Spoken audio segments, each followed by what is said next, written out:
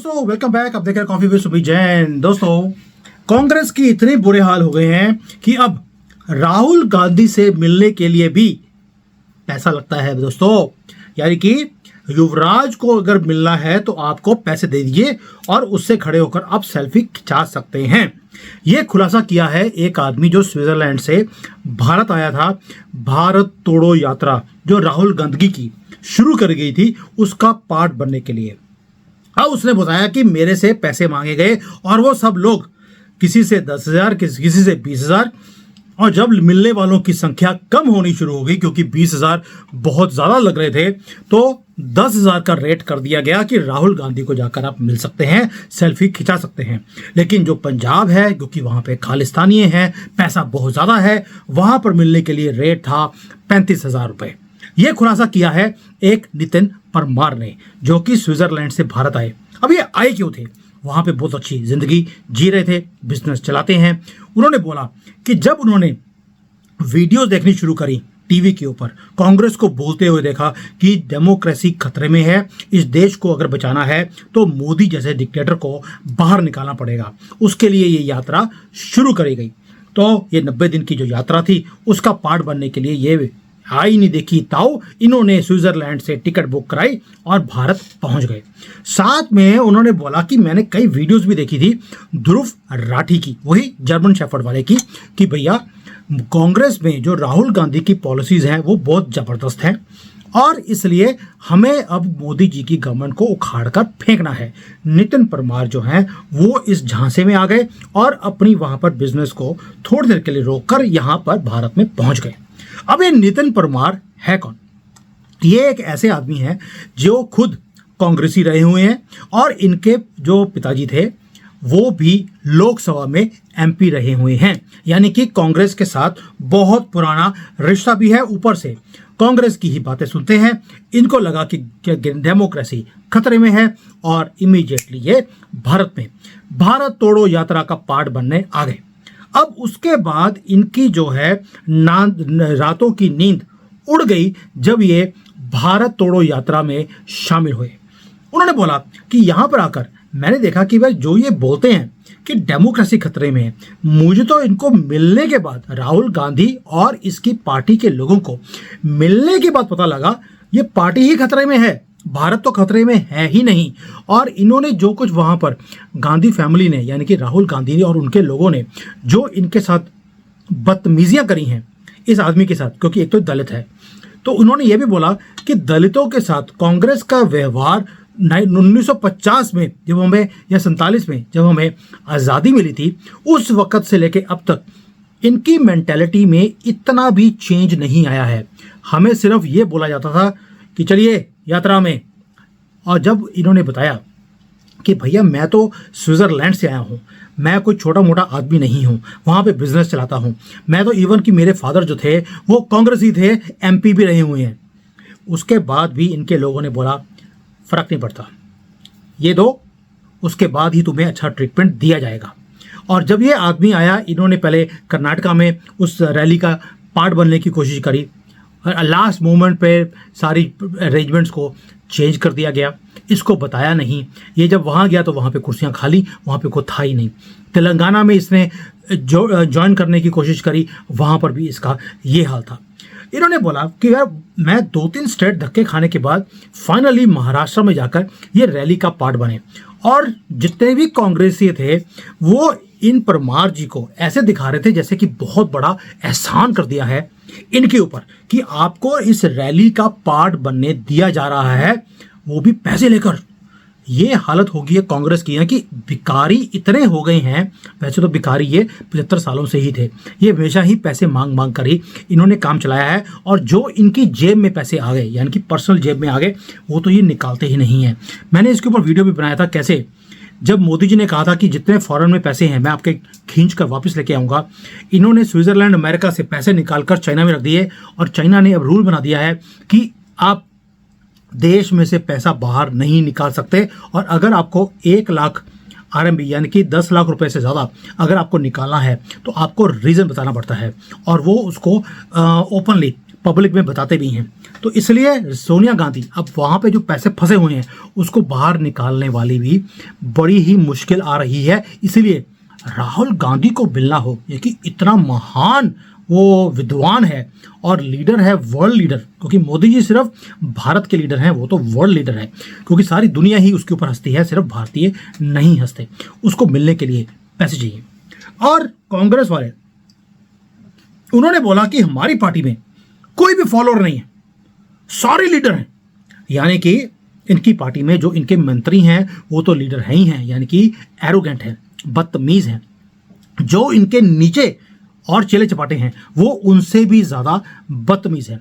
और जैसे ही उन्हें पता लगा कि ये मुर्गा आया है स्विट्जरलैंड से, स्विट्जरलैंड, ओहो, वहाँ तो हमारी पोल डांसर का अकाउंट भी था, राहुल बाबा के भी अकाउंट थे वहाँ पर। इनको लगा कहीं ये बैंक से ना आया हो, तो इन्होंने इसके पीछे पड़कर यानी कि इससे पैसे मांगने शुरू कर दिए। एक और चीज़ हुई, इसने बोला यार कि मैं छोटा आदमी नहीं हूँ, आपने मुझे जो कॉमन जो लोग हैं उनके साथ बैठा दिया है। वहाँ पर जो खाना दिया जाता था, परमार जी बोलते हैं ऐसा था जैसे कि किसी जानवर को खाना दिया जा रहा हो।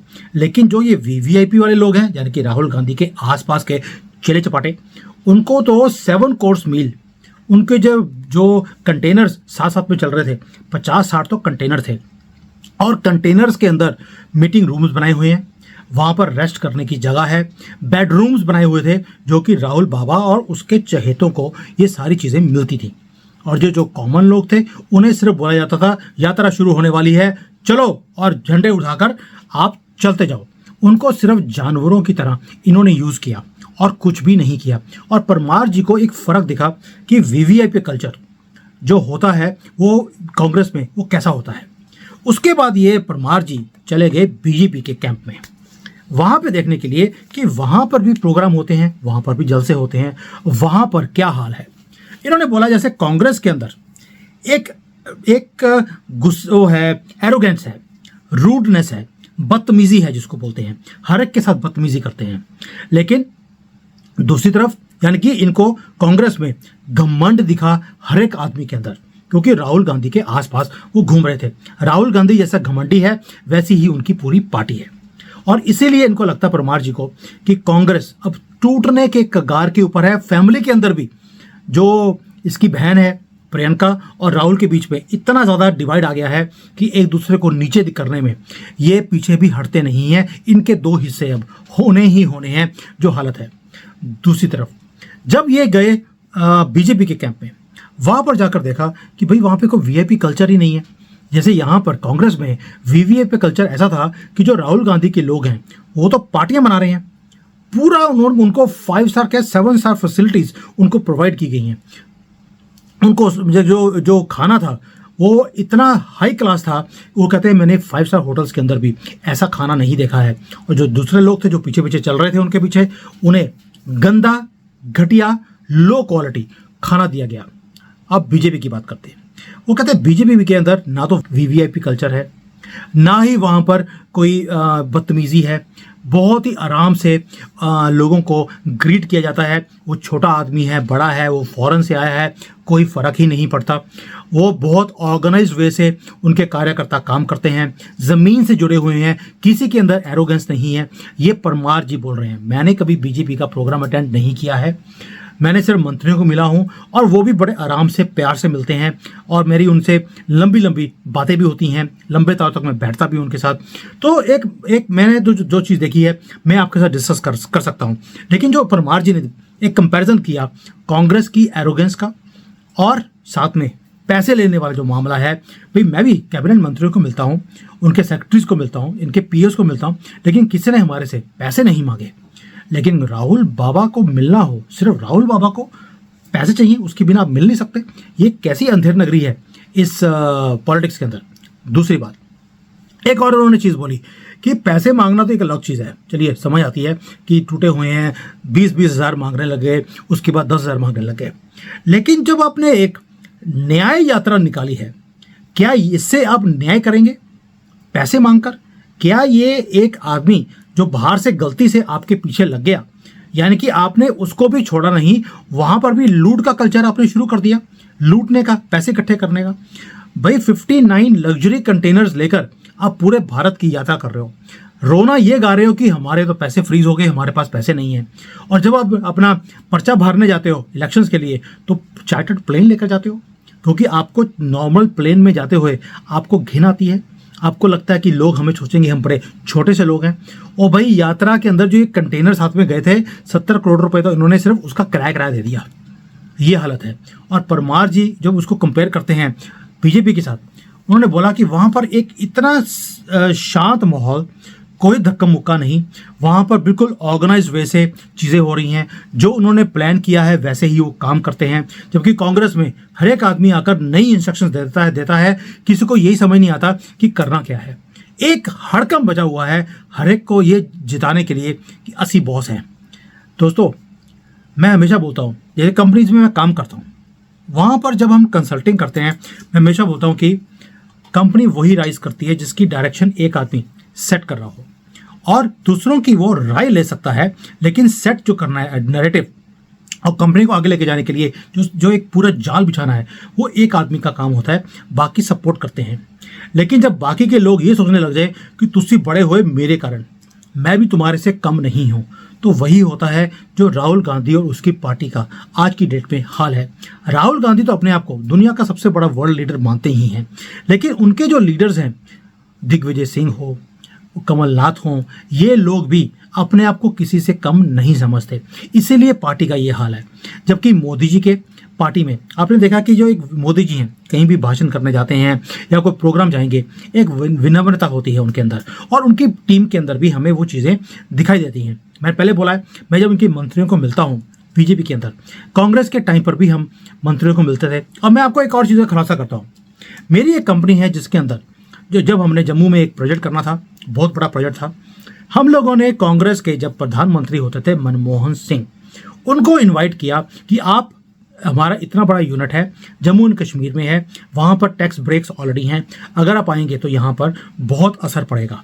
इन्होंने हमारे से प्रधानमंत्री को हमारे यूनिट के अंदर आने के लिए 1 करोड़ रुपए मांगा था इन्होंने हमारे से।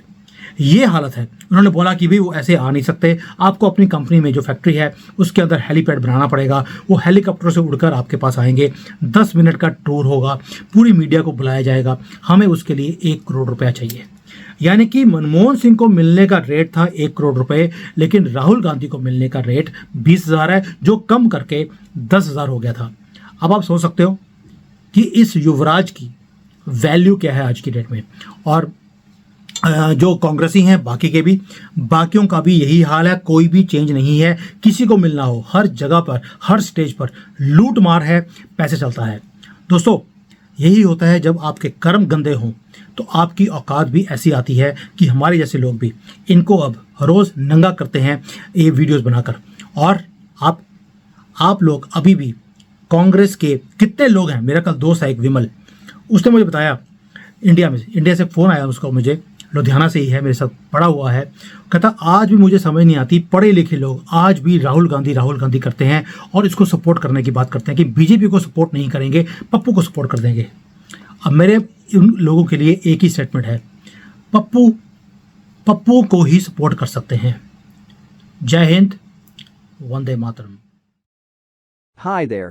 If you liked the video, please don't forget to smash the like button, subscribe to our channel, and activate the bell icon so that you receive all notifications whenever we upload a new video.